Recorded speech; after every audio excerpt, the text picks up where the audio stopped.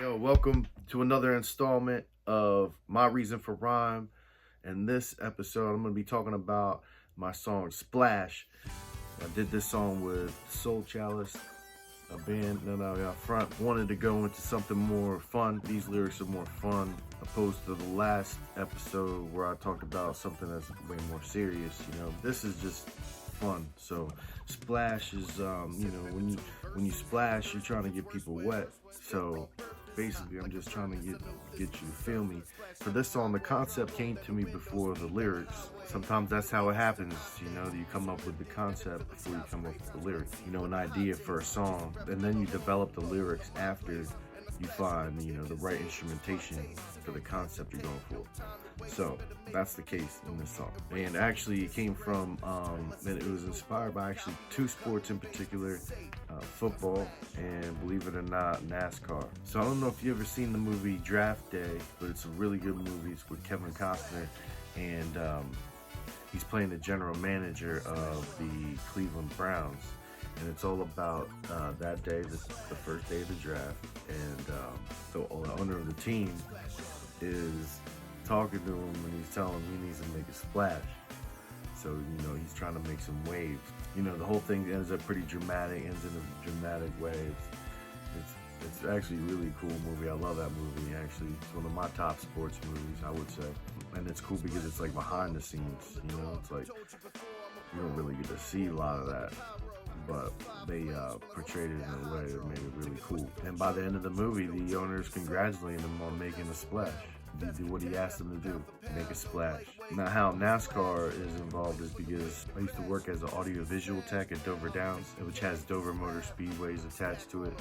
And so I used to do a lot of work with both companies. So one time Motorsports, they did a collaboration actually. So Motorsports ended up doing a collaboration with a local brewing company called Fordham Dominion. And they created a beer called Splash and Go Ale, which is pretty good actually. Actually ended up with a pint glass, Miles the Monster, and Dover, and Fordham Dominion's logo. And I just like that name and just like how they came up with that concept. So I already had like the idea, like splash, making a splash. So splash is kind of already in my head. And then when I heard them, and it kind of just gave me the inspiration to just go further with it, and actually do it. And like I said, I really just try to have fun with the lyrics. So the first verse is, sip in between verses, the thirst it gets worse when spit on purpose. So right here is really just a true statement. Like, I used to perform a lot, and I actually spit my rhymes live. Like, I don't use backing tracks and rhyme over my raps and all that.